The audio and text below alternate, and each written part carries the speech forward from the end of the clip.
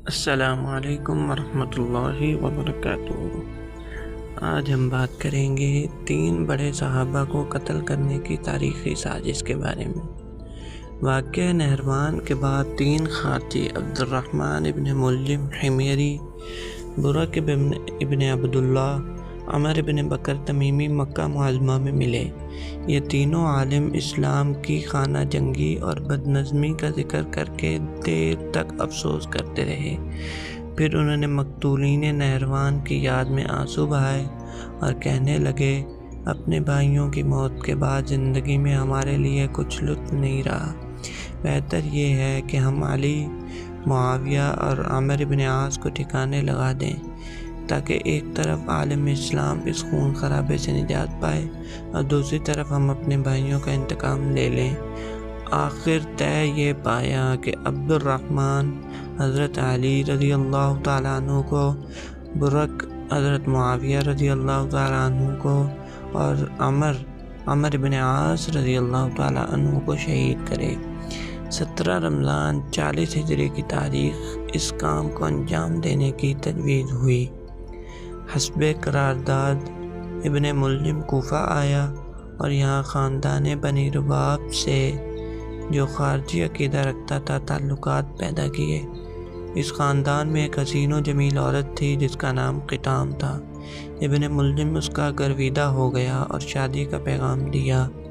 قطام نے کہا، مجھے تمہارا پیغام منظور ہے، مگر مہر وہ ہوگا جو میں تجویز کروں۔ ابن ملجم نے کہا، تم کیا مہر تجویز کرتی ہو؟ قطام نے جواب دیا، 3000 درہم، 1 غلام، 1 باندی اور حضرت علی رضی اللہ تعالیٰ عنہ کا سر۔ ابن ملجم نے کہا، مجھے بصر و چشم منظور ہے، علی کے سر کے لیے ہی تو میں کوفہ آیا ہوں۔ غرض ابن ملجم اور قطام کی شادی ہو گئی اور دونوں مل کر اس مقصد کی تکمیل کی تدبیریں کرنے لگے۔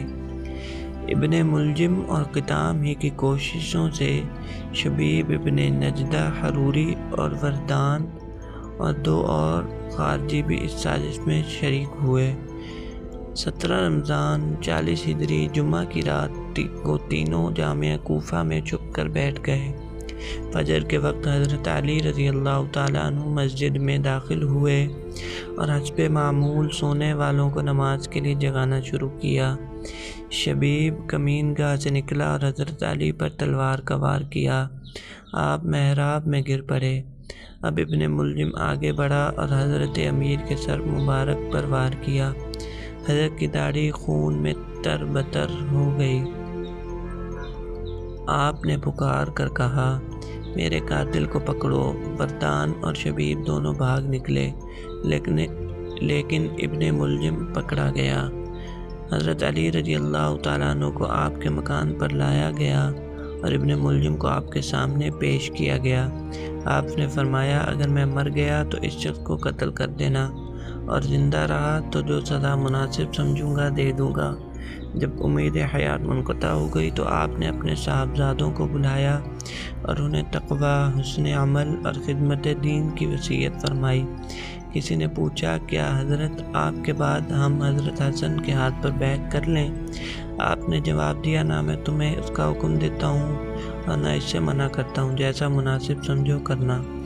آخر کار اسی دن رات کو آسمان رسالت کا ستارہ درخشندہ غروب ہو گیا۔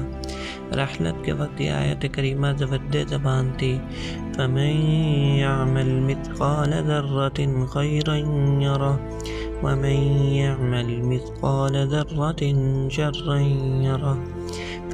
ترجمہ، جو شخص ذرہ برابر نیکی کرے گا اس کی جزا پائے گا، اور جو شخص ذرہ برابر بدی کرے گا اس کی سزا پائے گا۔ آپ کی عمر 23 سال ہوئی اور تقریباً 4 سال 9 مہینے مسند خلافت پر متمکن رہے۔ آپ کے جنازے کی نماز حضرت امام حسن رضی اللہ تعالی عنہ نے پڑھائی، اور ابن کثیر کی معتبر روایت کے مطابق دارالخلافہ کوفہ کے اندرونی حصے میں دفن کیا گیا۔ حضرت امیر کے وصال کے بعد حضرت حسن رضی اللہ تعالیٰ عنہ نے ابن ملجم کو بلایا۔